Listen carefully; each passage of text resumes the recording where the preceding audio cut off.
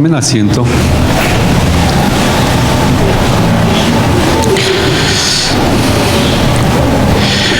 Cuando pienso en los factores que involucraron el segundo viaje, puedo ver la fe que Esdras poseía.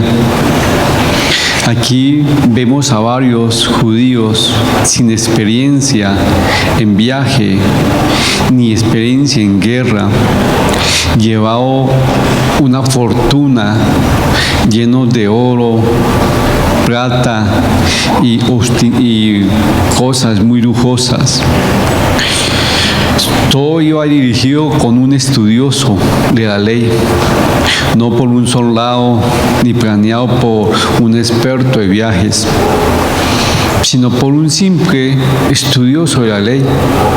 Ese simple estudioso de la ley que podía haber sabido de viajes y aún más de viajes peligrosos, porque el viaje que ellos iban a tomar era un viaje muy peligroso y aún más con mucho dinero que ellos iban viajando.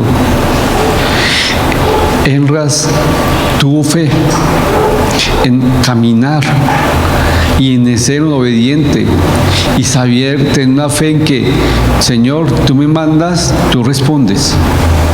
Lo que llevo es para tu casa.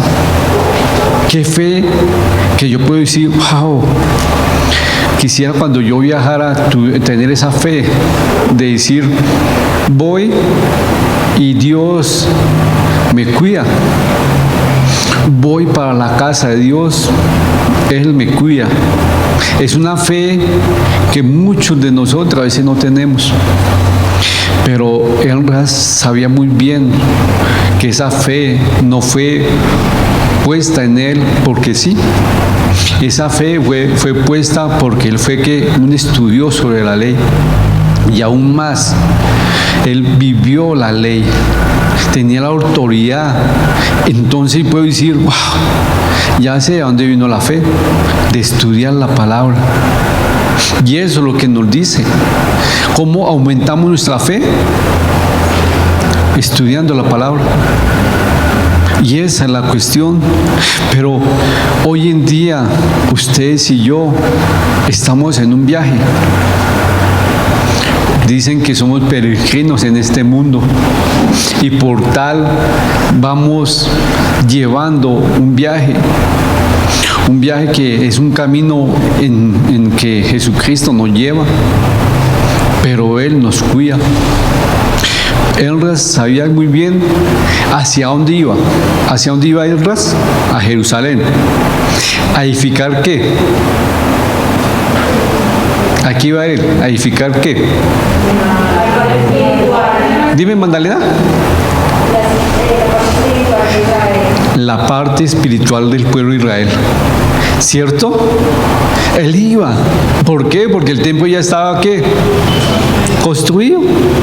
Ya estaba construido. No había murallas. No había murallas. Y por eso que muchos estudiosos dicen, por algo el capítulo 9 y el 10 hace como referencia a la comunión con ellos, porque como no había muralla, no están cuidándose ellos. Igual, eso lo vamos a tocar si Dios lo permite el domingo. Pero ellos, el rey iba ¿a qué? A Jerusalén. No por su interés. ¿Qué interés tenía Esdras yendo a Jerusalén? Que la gente viviera realmente una relación con Dios, que su comunión con Dios pudiera verse. Realmente la comunión con ellos estaba en una simple religión. Qué triste decirlo, sí, el templo estaba construido, pero ellos estaban yendo por tradición. ¿Por qué? Porque en sus corazones y en su vida había ¿qué? Pecado. Y era la preocupación, tengo que ir a que realmente ellos vean su condición y adoren y tengan una relación con Dios, igual que nosotros. Ustedes y yo no vinimos aquí porque nos toca, porque amamos a Dios, ¿cierto? No falta el que venga obligado, pero bueno, tranquilo, la palabra no retorna vacía, dicen, y esa es la esperanza de nosotros. Pero ahora Esdras va allá y el capítulo 8 del 1 al 36 nos va a mostrar cómo él comenzó el viaje. Pero en el versículo... pero no he dicho el título, ¿cierto? El título dice preparativos para el viaje. Y uno dice, pero ¿cuál es preparativo? Ya tenían todo, ya tenían el oro, la plata, las cosas del templo, todo, ¿cierto? Aún más, ya había dado permiso el rey para ir. Pero ¿qué más preparativo tenían que tener ellos? Igual, muchos dicen, vamos a prepararnos para un viaje. Lo primero que preparan, ¿qué es? La maleta, ¿cierto? Las cosas, el bloqueador, el traje de baño, la pinta, el gorrito para no me... ¿cierto? Las gafas, todo. Y preparan. Estaba haciendo lo mismo. Pero acá el rey dice, hey, eso no es lo importante. Eso no es lo importante. Y acá ya la gente sabía qué persona iban a ir. En el versículo 1 al 14 nos va a mostrarnos el listado de todas las personas que fueron con Esdras. Y la mayoría de la gente mencionada estaba relacionado con las familias que fueron por la primera vez a Jerusalén. Recuerde que la primera vez fue ¿por quién? Zorobabel.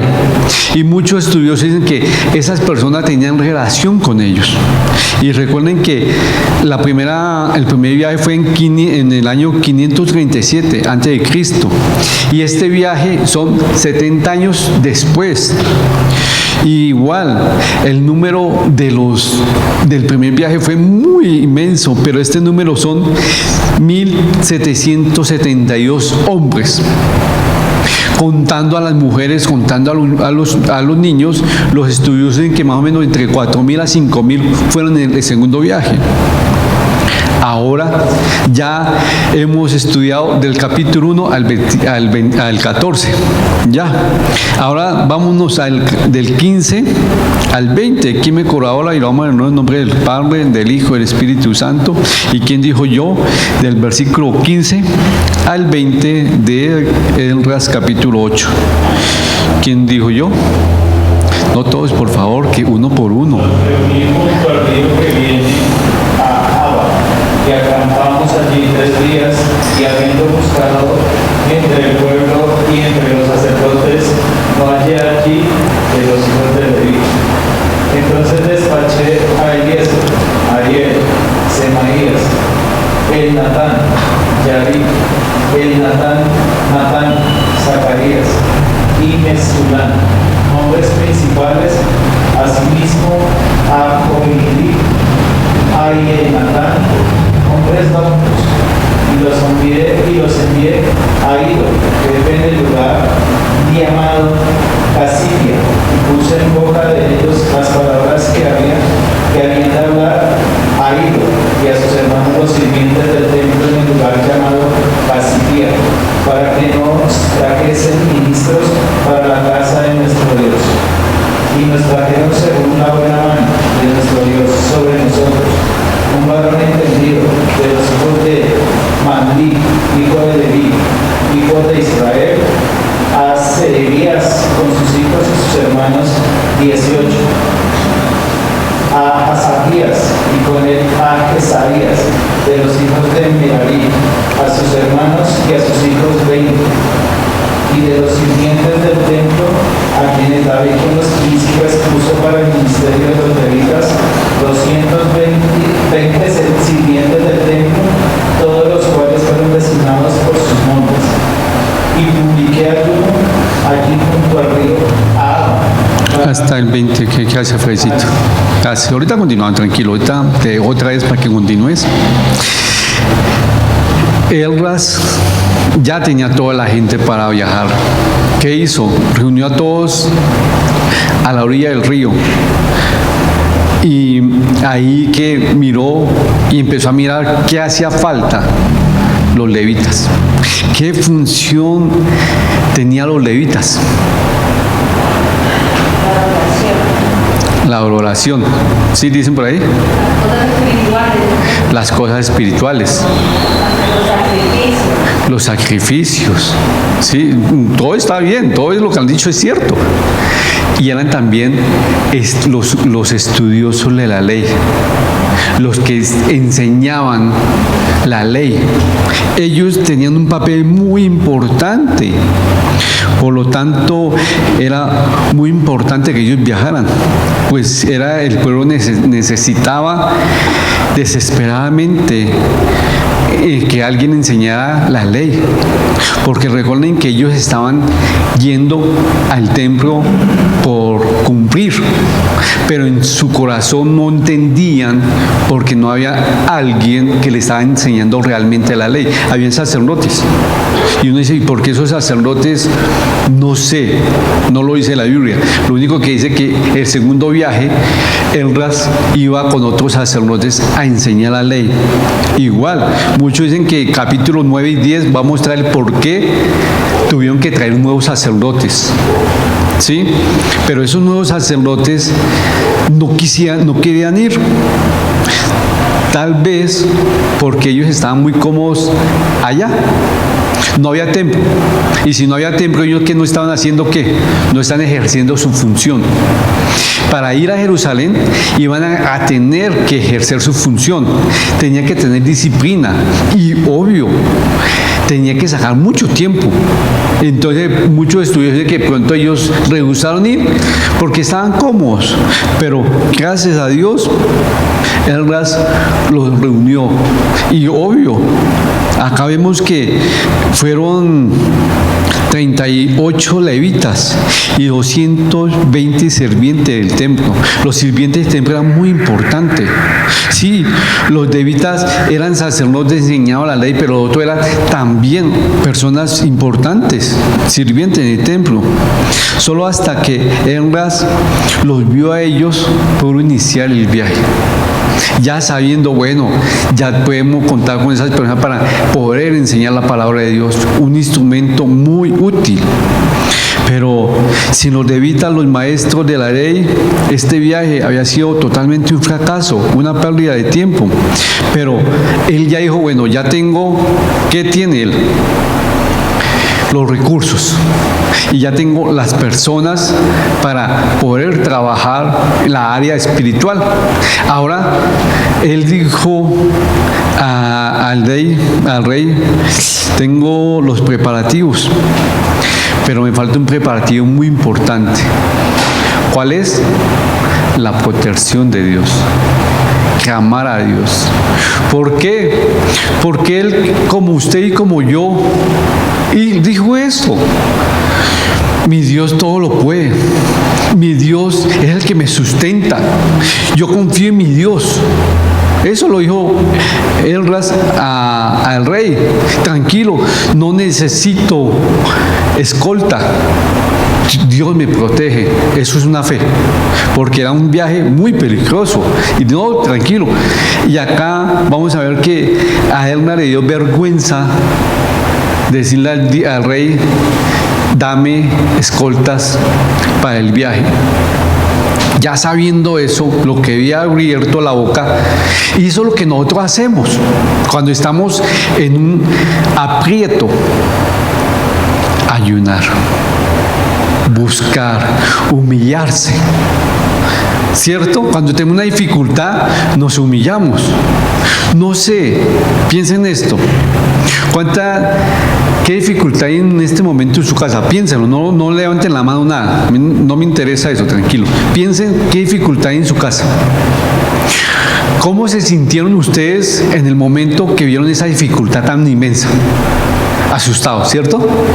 No sé qué hacer. Lo primero que hicieron, ¿qué fue? Señor, tengo que orar, necesito que tú me ayudes, ¿cierto? ¿Sí? Sí, digan que sí. Hicieron eso. ¿Y después qué? No, ayunemos.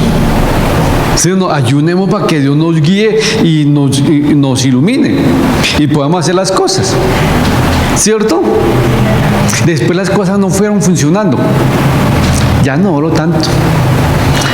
Ya para qué oro, ni mucho menos voy a ayunar. Ya es un caso perdido, ya. Un ejemplo, una mujer por su esposo. Señor, yo quiero que tú lo cambies. Estoy orando, ayunando cuidadosamente. Y veo 1 mes, 2 meses, juiciosita, 3 meses, 6 meses y no, ya ese no, ni tú lo cambias. Entonces yo para qué ayuno y para qué oro y va bajando. ¿Sí? ¿Se me va a entender? Igual, es que el papá que con su hijo está rebelde, no va a ponerme a ayunar, juiciosito, 2, 3, 4, 5 meses, y no, ese chino no cambió. Yo ya bajé la oración.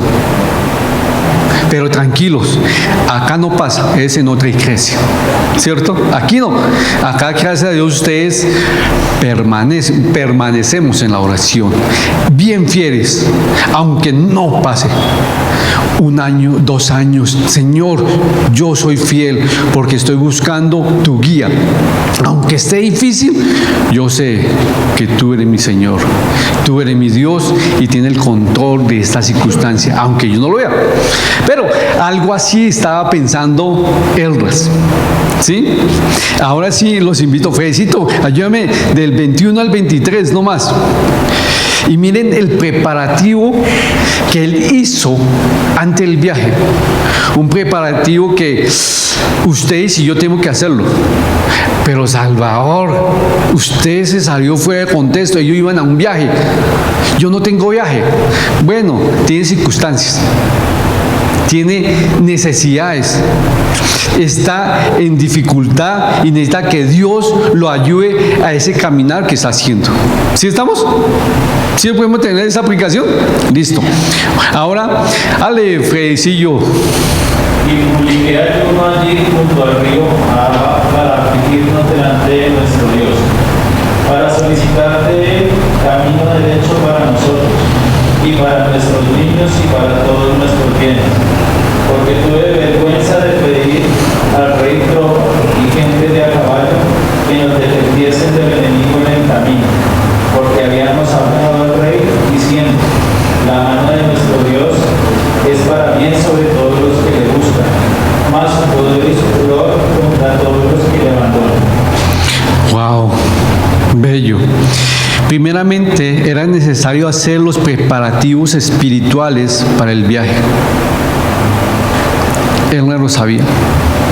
Él sabía que primeramente tenía que hacer los preparativos espirituales para el viaje. Muchos de nosotros nos preocupamos por los preparativos materiales y los espirituales, la guía de Dios que acá nos está mostrando él. Sí, era importante. Él estaba preocupado por los asuntos que tenía que ver con el pueblo de Dios. Así que públicamente ayunó o hizo ayunar o propuso un ayuno para que volvieran allá a la tierra, que ya que el grupo que se había reunido se humillara delante de Dios para que solicitaran su ayuda. Un ayuno no es para que ustedes y yo doblemos el brazo de Dios. No, es para que nosotros nos humillemos y miremos cómo Dios tiene el control de las cosas. La humillación ante Dios se manifiesta en una dependencia espiritual, un reconocimiento de que Dios controla todas las cosas. Señor, voy a ayunar, pero para que tú logres mi carne y para que me muestres y me guíes cómo es que tengo que caminar. Pero él les quería mostrar que él tenía dependencia de Dios. Él les quería decir: no me voy a mover hasta que yo me humilles. Y cuando uno humilla, decir: Señor, aquí estoy, para que tú seas glorificante. Señor, no voy a pedir un ejército porque me da vergüenza hacerlo, porque había hablado al rey acerca de tu protección y sé que eres poderoso. Unas palabras bellas, pero a veces se nos olvida. A veces no podemos aguantar o soportar la presión de la circunstancia porque la queremos así. Salvador, usted no entiende. Yo soy o era una persona o soy en un tratamiento o estoy en un proceso de ser menos impaciente. Pero Dios permite que nosotros pasen las cosas y tengan un tiempo para que nosotros seamos tratados en ese caso. Pero ¿qué dificultad usted tiene? Ya la tiene en la mente. ¿Ha sido paciente para que Dios sobre en esa circunstancia? ¿Ha sido persistente en orar y ayunar para que Dios sea glorificándose en esa circunstancia? ¿Cuántos de nosotros vemos una necesidad y vemos que más oramos, más ayunamos y las cosas se ponen peores? ¿No le ha pasado? Y ya no hago nada más. No, Señor, ni usted lo cambia. Le estamos diciendo cuando no continuamos. Pero él sabía muy bien que el preparativo más importante era espiritual. Por eso que convocó a ellos a un ayuno para que todos se humillaran delante de Dios y que Dios se glorificara en ese viaje, porque ese viaje era muy, pero muy peligroso y era una fortuna que ellos tenían. Pero Dios lo cuidó. Y mire que él en el capítulo 24 al 34, no lo vamos a leer, lo leen en la casita, en el 24 al 34, Enra se escogió a 12 sacerdotes para que ellos llevaran el oro, la plata y los utensilios.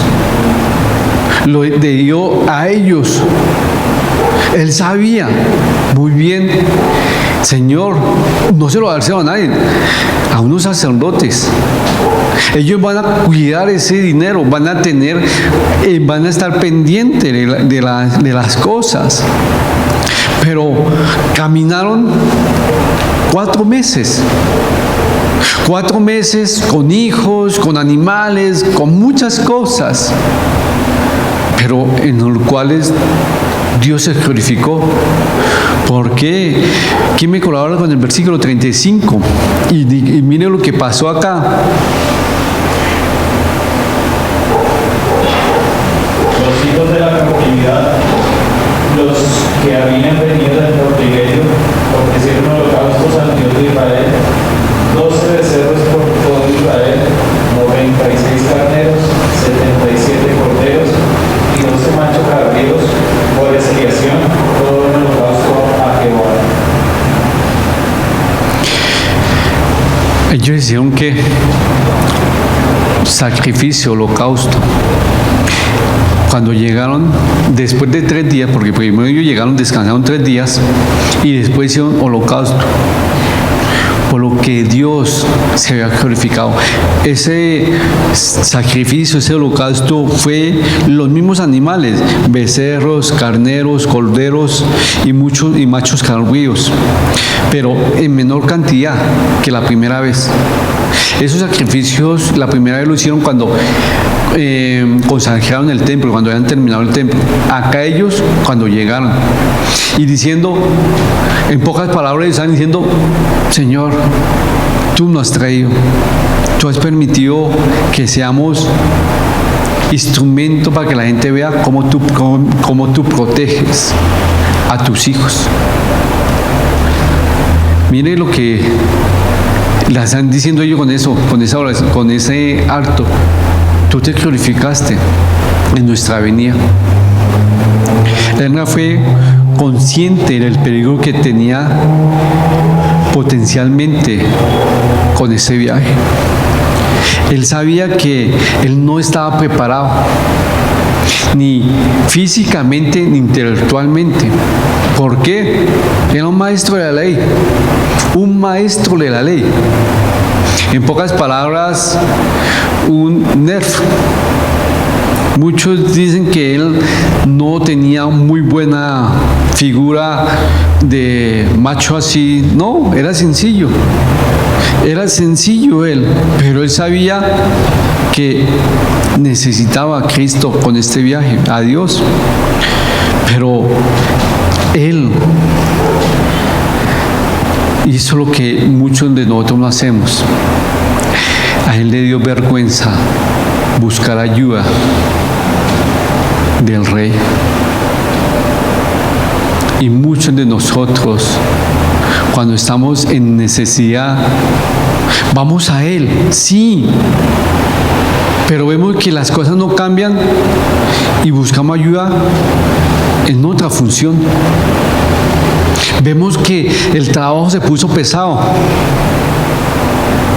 y ya no aguanto, entonces tengo que huir. Ya he ayunado y quiero huir, abandonar, renunciar. A veces hablamos muy prontamente de que confiamos en Dios y lo maravilloso que es Él en nuestra vida. A veces le decimos a nuestros seres queridos, a nuestros vecinos, a nuestros compañeros de trabajo: mi Señor es mi sustento, mire que Él me ha hecho esto. Pero luego Dios nos mete en una circunstancia para que Él sea glorificado, y lo primero que vemos es que usted y yo ya no confiamos como hablamos de Él. Una cosa es decir: yo confío en mi Señor. Otra es depender esa confianza. Muchos pueden hacer lo mismo que hicieron los ucranianos. Unos huyeron, otros se metieron allá. Uno dice: pero estando afuera, ¿por qué se meten? Yo digo, hay una necesidad, una dificultad. Ustedes van a Cristo, tienen que permanecer. ¿Para qué? Para que ustedes den testimonio que confían en Cristo, en Dios, en nuestro Señor. Pero a veces no podemos aguantar la presión. A veces no podemos soportar que las cosas están no como nosotros quisiéramos y que las cosas se están poniendo peor. Entonces, ya no miremos. Es como cuando nosotros como papás vemos que nuestros hijos no nos hacen caso. Y oramos, ayunamos, y pues vemos: no, ese chino no cambió. Ya, Señor, te lo entrego. Yo ya hice lo que tenía que hacer. Oré 2 meses. Oré 6 meses y ya no lo puedo. Entonces yo ya lo entrego. ¿Y nuestra función cuál es? Persistir, permanecer en Él. ¿Estamos confiando en Él? Nuestras acciones pueden ver que nosotros confiamos en Él. Nuestra tranquilidad, nuestra paz pueden ser reflejado que confiamos en Él. ¿Sí confiamos en nuestro Señor? ¿O hacemos muchos preparativos en la parte material? Deseamos la parte material, pero la espiritual, ¿qué? Y cuando hacemos ese viaje y no nos preocupamos en la parte espiritual, ¿quiere que le cuente? Dios lo va a traer a Él, si es hijo. Él lo va a volverlo a traer. Y créame, si usted va a hacer los preparativos de un viaje sin la guía de Dios, ¿quiere decir qué le va a pasar? Fracaso. Pero si usted primeramente se preocupa como él la hizo: venga, ya tengo todo, pero oye, no faltan los sacerdotes. Y ya están los sacerdotes. Y dijo: bueno, publicó un ayuno a todos. Y acá dice en el versículo, solicité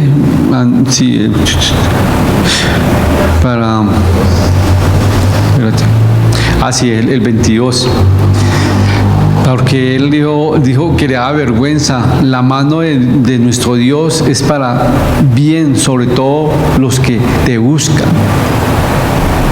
Él dijo, mire, la mano de Dios está acá con nosotros, porque nosotros le buscamos. Igual, ¿qué versículo tenemos este año? Mateo 6:33, buscar las cosas de Dios y su justicia, todas las cosas vendrán por añadidura. La estamos buscando primeramente, nos estamos preparando primeramente espiritual para recibir las cosas materiales, o somos buscando lo primero lo material para buscar después lo espiritual. Muchos hacen eso. Pero Dios como nosotros como hijo de Dios, lo primero que tenemos que hacer, ¿qué es? Buscar las cosas espirituales, que después van a venir las cosas materiales y podemos usarlas conforme a la voluntad de Dios, conforme a su guía. Acá dice el título, preparativo para el viaje. ¿Usted cómo se está preparando todos los días para enfrentar el día que Dios nos permite que nosotros tengamos? ¿Materialmente o espiritualmente? Lo primero que hacemos, primeramente, ¿qué es? Nos levantamos. Muchos se cepillan la boca y pues ¿qué? Oramos. ¿Sí? ¿Cierto? ¿Eso qué es? Un preparativo espiritual. Señor, tengo este día, no sé qué va a pasar en este día, porque ustedes no saben qué va a pasar en el día. Tienen programado, voy a ir a trabajar. ¿Va a llegar a trabajar? De pronto llegó a trabajar, ¿va a volver a llegar a su casa? No sabemos, ¿cierto? Como es un viaje que no sabemos, nosotros primeramente ¿qué hacemos? Buscar las cosas espirituales. La esencia es esa, buscar. Señor, ayúdame. Voy a trabajar, pero por favor dame tu sabiduría, tu conocimiento para poder hacer las funciones. Coloca tu gracia en mí, Señor. Dame ese entendimiento para poder desarrollar bien la función. Eso es lo que hacemos, ¿cierto?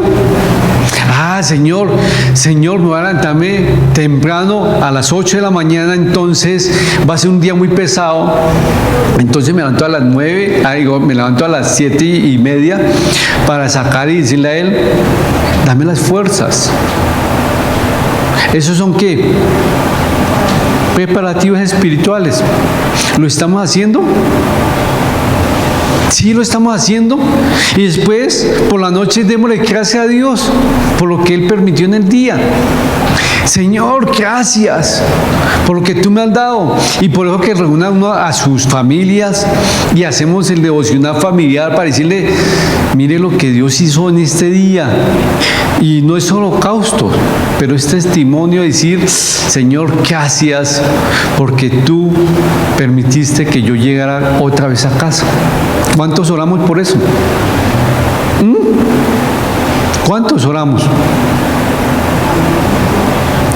¿La tenemos comprada? ¿Usted tiene comprada la vida? Entonces, ¿por qué no se prepara espiritualmente todos los días? Porque usted piensa que Dios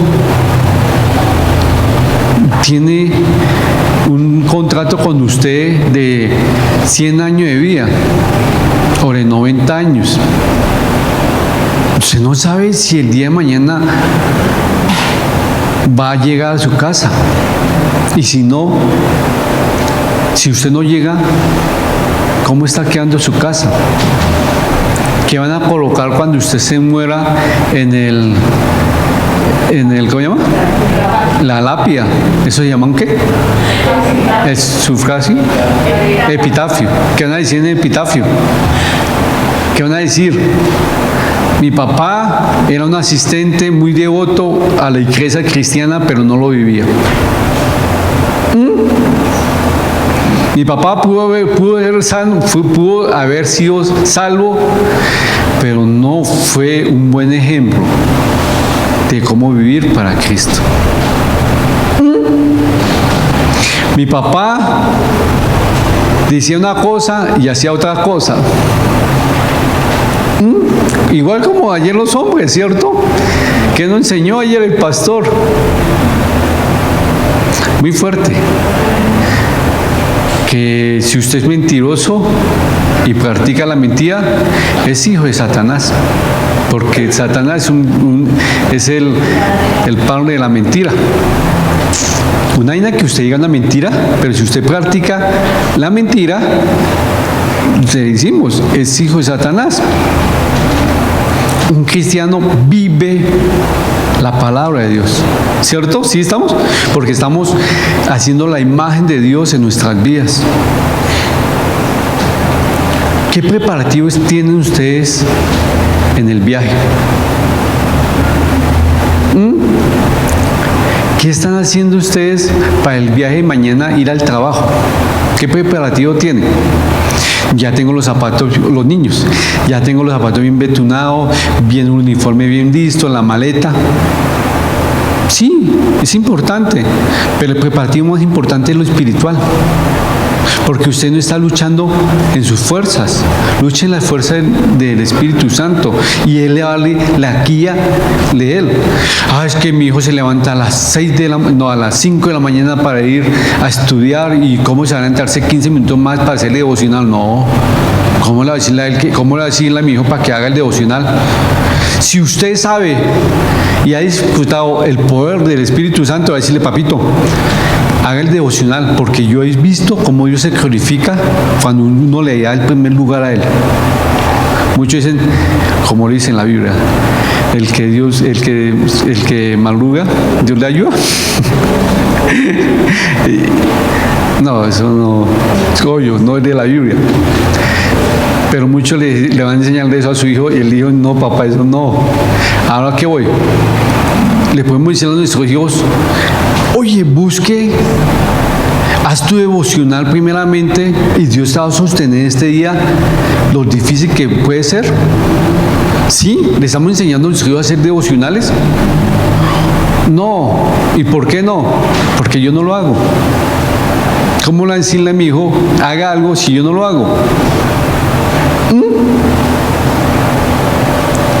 Si usted quiere que sus hijos sean obedientes a Dios, el primero que tiene que ser obediente, ¿quién es? Listo, lo dijo Berrito, muy bien. Un preparativo para el viaje es primero espiritual. Porque mañana usted va a hacer algo, una actividad, hoy, ahorita.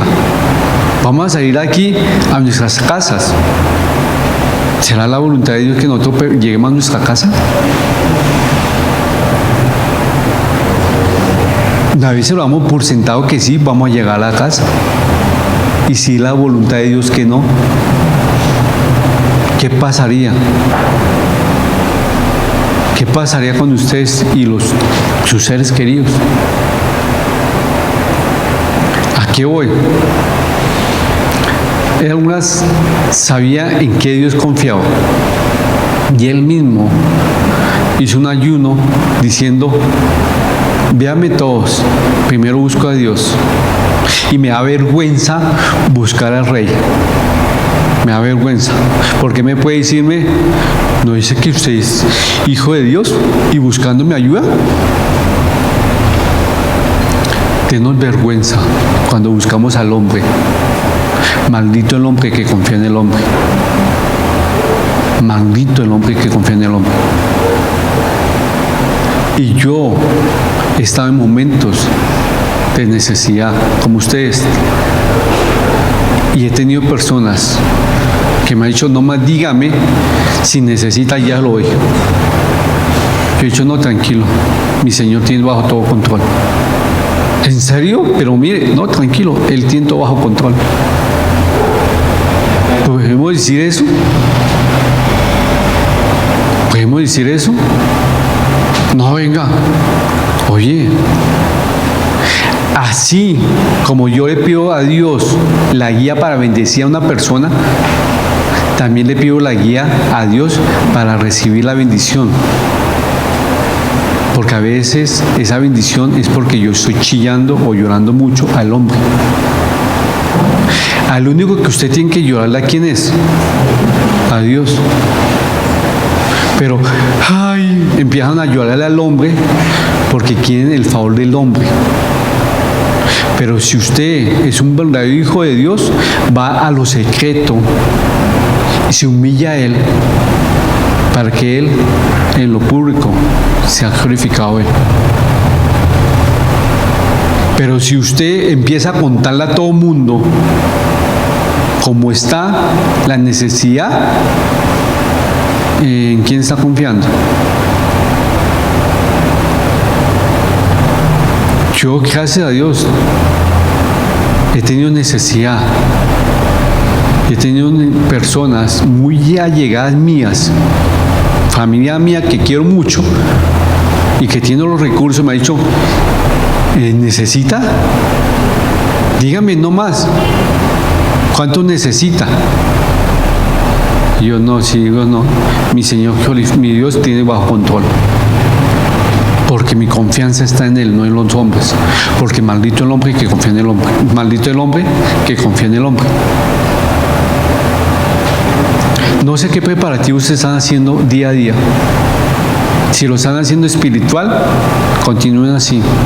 Si lo están haciendo material, puede ver resultados hoy. Pero tranquilo, tarde o temprano se va a ir al piso. Padre Celestial, te doy muchas gracias por ese estudio. Ayúdanos, Señor, a tener esa fe